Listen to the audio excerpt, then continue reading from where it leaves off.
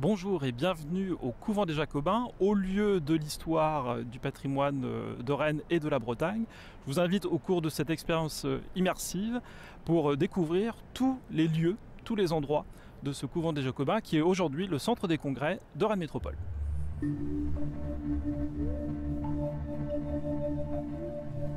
Dans ce jardin réaménagé, on retrouve les différentes parties constitutives du couvent. Église, réfectoire surmonté d'un dortoir, aile nord reconstruite à la fin du XVIIe siècle et qui accueillait les hôtes qui souhaitaient passer quelques jours au couvent, mais également l'ancienne salle capitulaire, elle aussi surmontée d'un dortoir. Les Jacobins, ouverts sur l'extérieur, possédaient également une bibliothèque de près de 5000 ouvrages qui ont été saisis à la Révolution et qui sont aujourd'hui conservés à la bibliothèque de Rennes Métropole.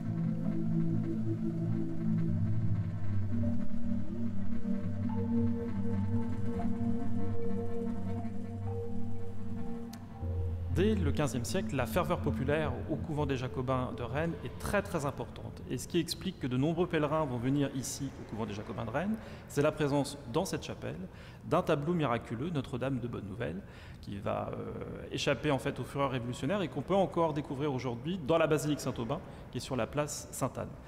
De ce fait, de nombreux pèlerins vont vouloir être inhumés ici au couvent. Et lors des fouilles archéologiques qui ont été réalisées entre 2011 et 2014, les archéologues ont mis au jour près de 800 sépultures, et parmi ces sépultures, 5 sarcophages en plomb, dans lesquels se trouvaient des personnes appartenant à l'élite. Et dans cette chapelle Saint-Joseph, on a découvert le corps de Louise de Quingot, qui a été inhumée ici en 1656, et dont le corps était dans un état de conservation quasi parfait. On va maintenant découvrir l'ancienne église du couvent, au lieu aussi finalement de ce couvent des Jacobins.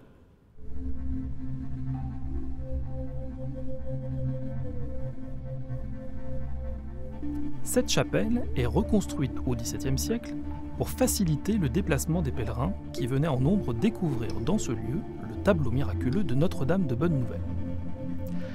Il découvrait également le vœu de Bonne Nouvelle, qui était une maquette en argent du XVIIe siècle qui a disparu à la Révolution. C'est dans cette chapelle que les archéologues ont découvert la dépouille de Louise de Quingot, enterrée ici en 1656 et dont le corps était quasiment intact.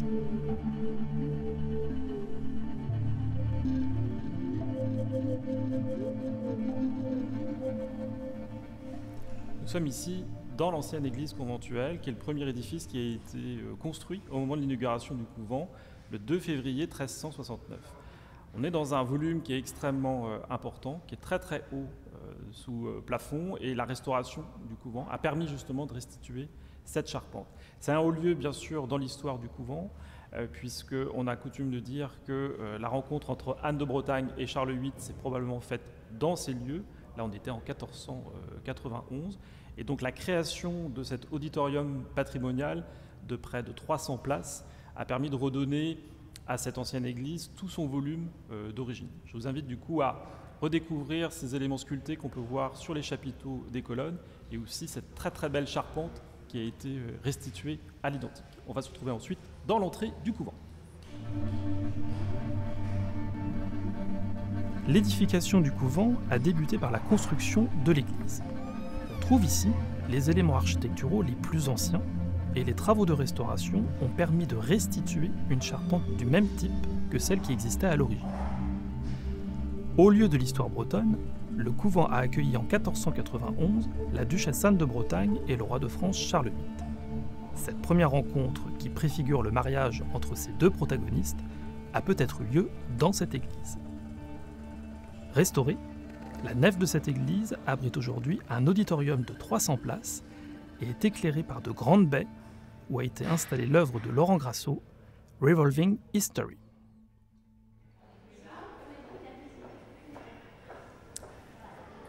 Nous sommes ici dans l'entrée du couvent des Jacobins et les travaux qui ont été réalisés par l'architecte Jean Guervilly et son équipe ont permis de redonner la vocation d'entrée à cet espace.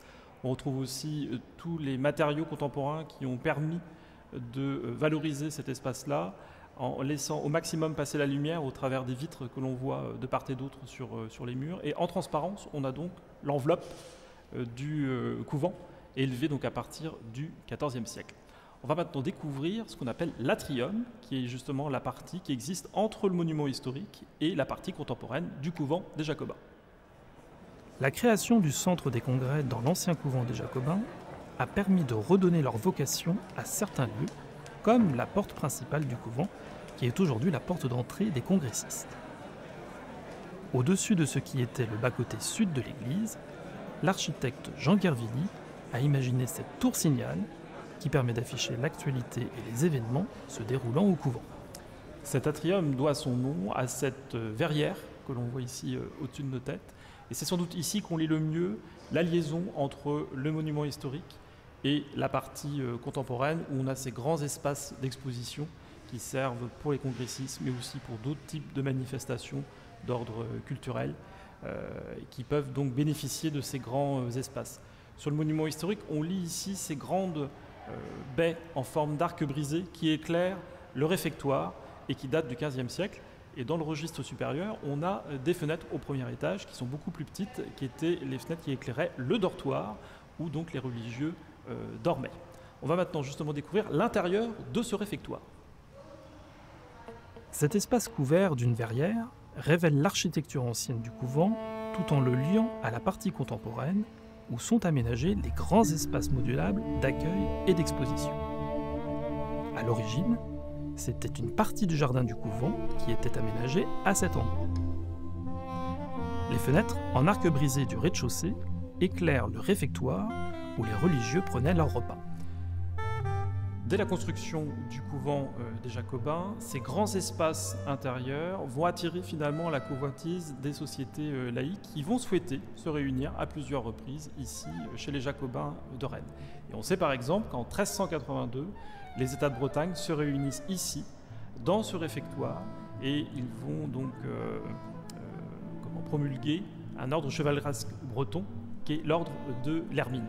Alors, ce qui rappelle la vocation de réfectoire de cette salle, c'est sans aucun doute la chaire du lecteur qu'on retrouve ici, aménagée dans l'épaisseur du mur, où on voit donc cet escalier qui permettait aux frères qui étaient chargés de lire le texte pendant leur repas de s'installer dans la chaire et observer la délicate sculpture que l'on retrouve en fait autour de cette chaire, qui est propre vraiment à la période gothique du XVe siècle, siècle au cours duquel ce réfectoire va être aménagé.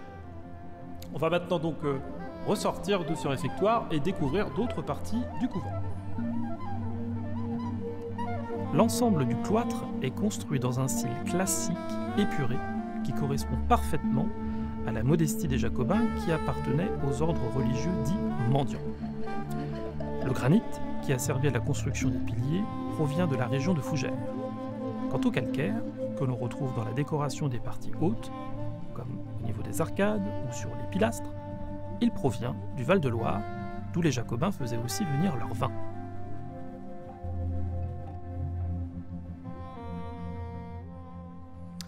Une des grandes prouesses dans l'aménagement de ce centre des congrès a été de creuser à près de 15 mètres de profondeur cet espace pour y créer ce qu'on appelle le grand auditorium, qui accueille près de 1000 personnes avec une capacité qui peut même d'ailleurs monter jusqu'à 1200. C'est un lieu qui manquait à Rennes et qui permet donc les rencontres professionnelles, puisque c'est la vocation du centre des congrès, mais aussi une actualité culturelle relativement forte, puisque l'Orchestre symphonique de Bretagne joue très régulièrement ici, dans ce grand auditorium, qui est un très très bel espace. Et pour l'anecdote, il faut imaginer que la ligne A du métro passe juste dessous cette salle.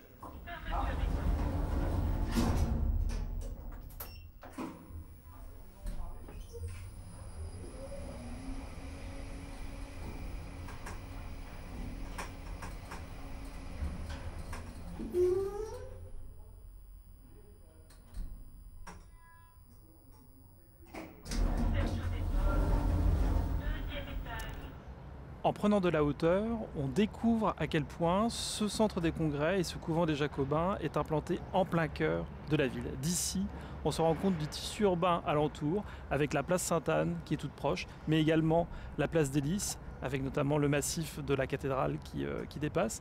Et on voit tout autour comment la ville s'est formée autour de ce centre.